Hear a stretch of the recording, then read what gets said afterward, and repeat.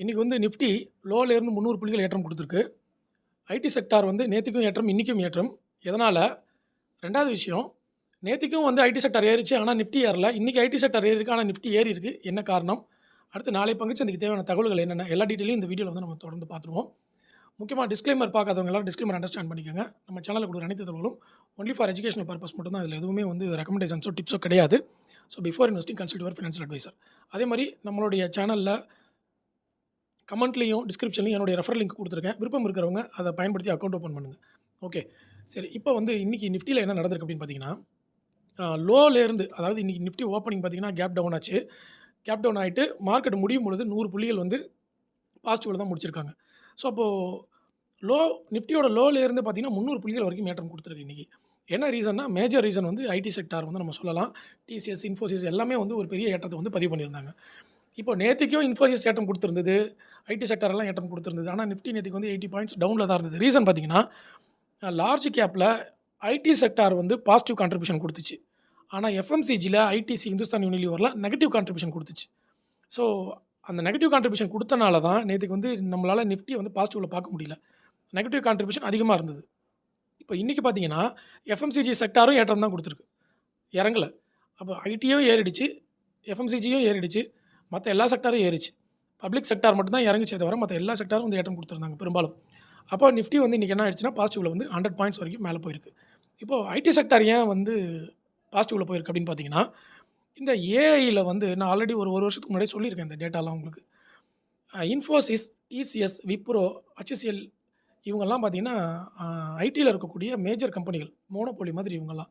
இந்த 4 கம்பெனியை தாண்டி வேறு எங்கேயும் போகாது ப்ராஜெக்ட்ஸ். அப்படி இருக்கும் பொழுது ஒரு ஏஐ கம்பெனி வந்து புதுசாக உள்ளே வர்றாங்க, அவங்க வந்து நிறைய ஆர்டர்ஸ் எடுக்கிறாங்க, நல்ல க்ரோ ஆகுறாங்க அப்படின்னா, அந்த கம்பெனியை இந்த 4 கம்பெனியில் ஏதாவது ஒரு கம்பெனியை அக்யூர் பண்ணிடும், வாங்கிடுவாங்க. அந்த கம்பெனியை வாங்கி அவங்களோட கம்பெனியை வந்து மாற்றி வச்சுருவாங்க. இல்லைனா அவங்க கூட கொலாபரேஷன் போட்டுருவாங்க, இல்லை சப்சிடரியாக மாற்றி வச்சுருவாங்க. இந்த மாதிரி ஏதாவது ஒன்று நடந்துடும்.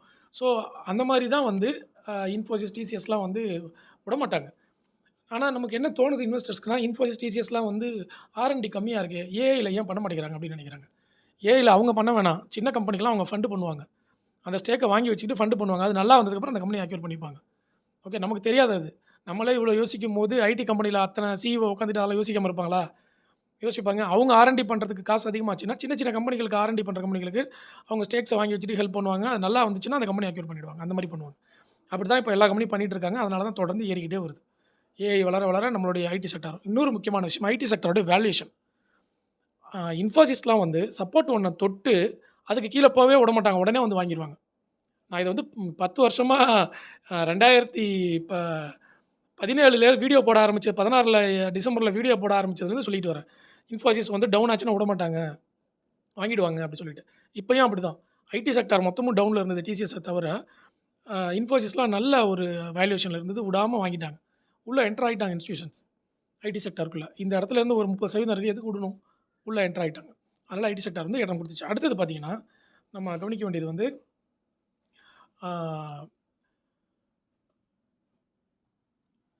மிட்கேப் வந்து சிஎல்எஸ்ஏ அனௌன்ஸ்மெண்ட் கொடுத்துருந்தாங்க இல்லையா? மிட்கேப் வந்து மேலே ஏறதுக்கான வாய்ப்புகள் அதிகமாக இருக்கணும்னு.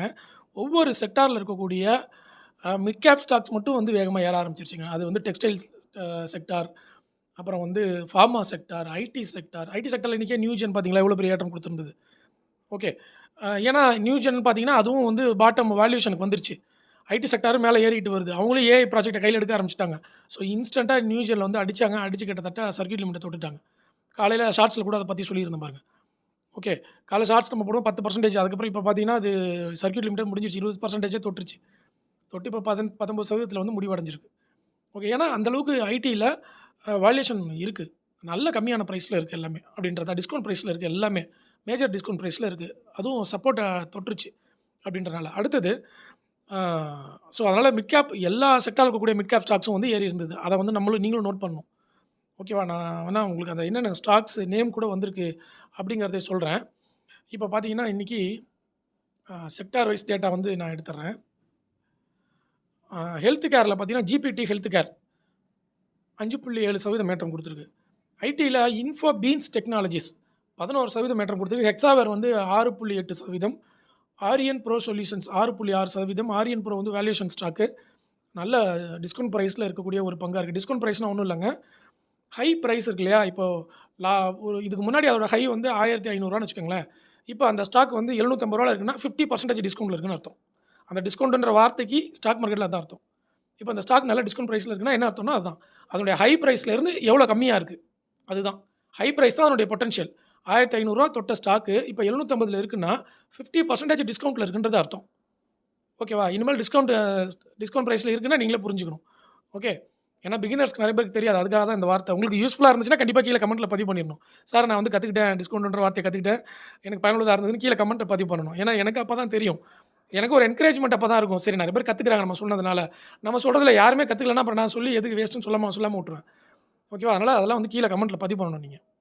அடுத்தது ஏரோஸ்பேஸ் டிஃபென்ஸ்ல பாருங்க. Apollo micro system 8%, Unimech aerospace 5%, ஆட்டோமொபைல்ல ஒலட்ரா கிரீன் டெக் 4%, டெக்ஸ்டைல்ஸ்ல அரவிந்த் 4%, பேங்க் மட்டும் ஏறல. ரியாலிட்டியும் மாடரேட்டா தான் போச்சு. மெட்டல்ஸ் அண்ட் மைனிங் பெருசா வந்து போல. சரிங்களா? ஸோ இந்த மாரி செக்டார் வைஸ் பார்க்கும்பொழுது, இந்த மிட் கேப் ஸ்டாக்ஸ் எல்லாம் அடிச்சுட்டாங்க ஓரளவுக்கு. அத வந்து கவனத்தில எடுத்துக்கணும். அடுத்தது சுஸ்லான். சுஸ்லான் ஸ்டாக்குக்கு ஃபைன் போட்டாங்க. நல்ல விஷயம் தான். அது அவங்க பழைய மிஸ்டேக்கு அதுக்கு வந்து ஃபைன போட்டு அத சரி பண்ணிட்டாங்க. ஆனாலும் சுஸ்லான் ஸ்டாக்கு நேத்திக்கு தான் வந்து கொஞ்சம் இறங்கிச்சே தவிர திருப்பி சஸ்டெயின் பண்ண ஆரம்பிச்சிருச்சு. ஏன்னா அந்த ஸ்டாக்குக்கு இப்போ கிரீன் எனர்ஜிக்கு அவ்ளோ நீட் இருக்கு. அதனால ஸ்டாக் வந்து தொடர்ந்து ஏறதுக்கான ஒரு வாய்ப்ப தான் வந்து குடுத்துக்கிட்டே வராங்கன்றத நம்ம புரிஞ்சுக்கணும். அடுத்தது பார்த்தீங்கன்னா, ஜேபி பவர். ஜேபி பவர் 26% வரைக்கும் ஏற்றம் குடுத்துட்டு, நேத்திக்கு 12% டவுன் ஆச்சு. அப்படின்னா என்ன அர்த்தம்னா, அந்த ஸ்டாக்ல இருக்கிற ட்ரேடர்ஸ் வந்து வெளிய போய்ட்டாங்க. ஒரு ஸ்டாக்ல இன்வெஸ்டர்ஸும் உள்ள இருப்பாங்க, ட்ரேடர்ஸும் உள்ள இருப்பாங்க. இன்வெஸ்டர்ஸ் விக்க மாட்டாங்க. ட்ரேடர்ஸ் ப்ராஃபிட்ட பார்த்தோனே வித்துட்டு ஓடி போயிருவாங்க. இப்போ 26% மேல ஏறுச்சு பார்த்தீங்களா? அதுல ட்ரேடர்ஸ் வித்துட்டாங்க. ட்ரேடர்ஸ் வித்தனால எவ்வளோ இறங்குச்சு? 12% நேத்திக்கு இறங்குச்சு. இப்போ மிஞ்சி இருக்கிறது எல்லாருமே இன்வெஸ்டர்ஸ் தான் உள்ள இருக்காங்க. அவங்க இறங்க விட மாட்டாங்க. அந்த ஸ்டாக்க இறங்க விட மாட்டாங்க. அதுக்கப்புறம் அப்படியே சஸ்டெயின் பண்ணுவாங்க. இறங்குனாலும் 1%, 2% அதுக்கு மேல அப்படியே இந்த 12, 20% எல்லாம் இறங்க விட மாட்டாங்க. ஏன்னா இன்வெஸ்டர்ஸ் உள்ள ஹோல்டிங்ல வச்சிருக்காங்கல்ல. அப்போ அந்த டிமாண்ட மெயின்டெயின் பண்ணுவாங்க. அப்போ ஜேபி பவர நம்ம பார்க்க வேண்டியதா இருக்கு.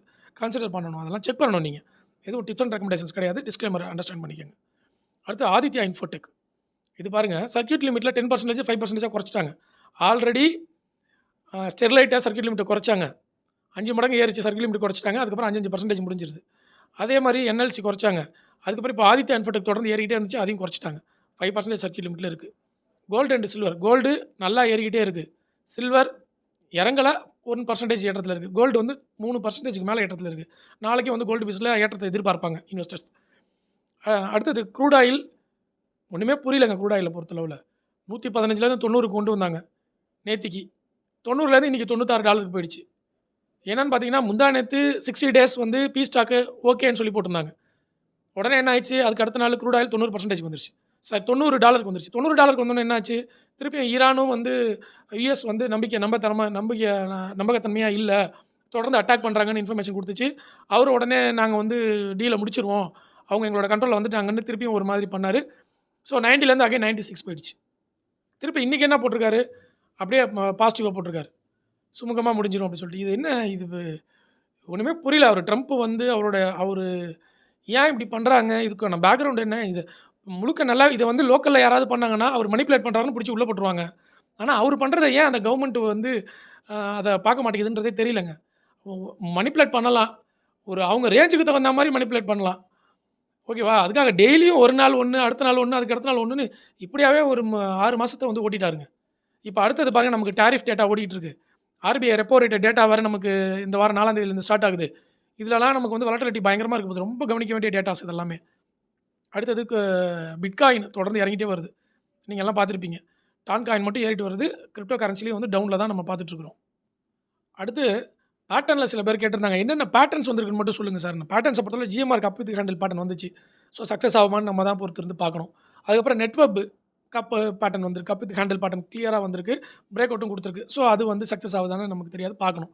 நீங்க தான் நோட் பண்ணிக்கணும். நான் பேட்டர்ன் சொல்லிட்டு அதுக்கப்புறம் நீங்க தான் போய் அத செக் பண்ணிக்கணும். புரியுதுங்களா? ஏறுமா, இறங்குமான்றது நமக்கு தெரியாது. ஃபெயிலியர் ஆகலாம், சக்சஸ் ஆகலாம். ஓகே. அதே மாரி பார்த்தீங்கன்னா, கேர்வேர். கேர்வேர்ல 4 ஸ்டாக் இருக்கு. நீங்க போய் செக் பண்ணி பாருங்க. எந்த ஸ்டாக் கப் பேட்டர்ன் ஃபார்ம் ஆயிருக்கு அப்படின்னு சொல்லிட்டு. ஓகே. கேர்வேர் ஃபைபர் இருக்கு. கேர்வேர்ன்னு போட்டிங்கன்னா ஒரு 4 கம்பெனி வரும். அதில எல்லாத்தையும் நீங்க செக் பண்ணி பார்த்துக்கலாம் எதுன்னு சொல்லிட்டு. ஸோ அந்த மாரி கப் வித் ஹேண்டில் பேட்டர்ன் வர ஸ்டாக்ஸ்லாம் கொஞ்சம் நம்ம கன்சிடர் பண்ணி அது டெக்னிக்கல் டேட்டா. அடுத்து ஃபண்டமெண்டல் நல்லா இருக்கான்னு நம்ம செக் பண்ணணும். ஓகேவா? அதெல்லாம் வந்து நீங்க செக் பண்ணி பார்க்கணும். இதெல்லாம் வந்து நீங்க கப் வித் பேட்டர்ன்னா என்னன்னு சொல்லி லேர்ன் பண்ணணும். நம்ம வீடியோவே ஆல்ரெடி இருக்கு.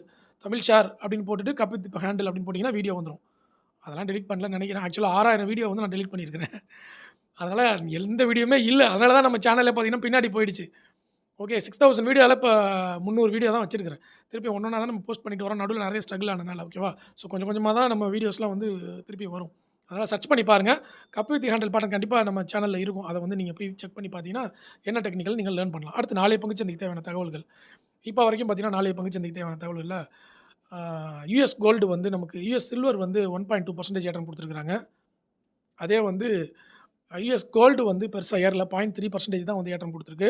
யுஎஸ்டி ஐஎன்ஆர் 95.36 அப்படின்ற பெர்சன்டேஜ்ல வந்து இருக்கு. ஆக்சுவலா இந்திய ரூபாயின் மதிப்பு குறைஞ்சிருக்கு. 95.36 வந்து நம்ம தொட்டுட்டோம். 94.74ல இருந்துச்சு. திருப்பியும் நம்மளுடைய மதிப்பு குறைஞ்சு 95.36க்கு போயிடுச்சு. டாலர் ஏறிடுச்சு. ஓகே.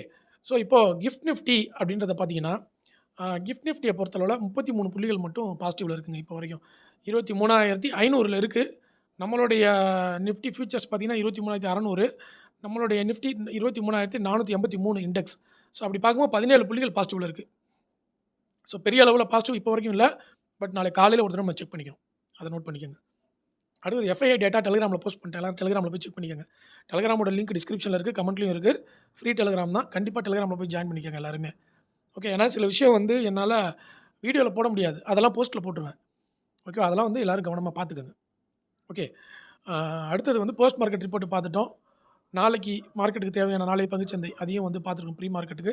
நாளைக்கு காலையில கொஞ்சம் பார்த்தா இன்னும் சூட்டபிளா இருக்கும். முடிஞ்சா காலையில ஷார்ட்ஸ் போடுறேன். இல்லன்னா இந்த வீடியோல வந்து நான் வந்து டெலிகிராம்ல போஸ்ட் பண்றேன். அத வந்து பார்த்துக்கங்க. சரிங்களா? அதே மாரி டிமேட் அக்கவுண்ட் ஓப்பன் பண்ணலன்னா, கண்டிப்பா நம்ம ரெஃபரல் லிங்க்க எல்லாருக்கும் ஷேர் பண்ணுங்க உங்க நண்பர்களுக்கு. அதுக்கப்புறம் நீங்க என்ன லேர்ன் பண்ணீங்க? நாளைக்கு என்ன பிளான் வச்சிருக்கீங்கன்றத வந்து கீழ கமெண்ட்ல பதிவு பண்ணுங்க. ஓகே. முக்கியமா வீடியோஸ ஃபுல்லா பாருங்க. எல்லாருக்கும் ஷேர் பண்ணுங்க. நன்றி. வணக்கம்.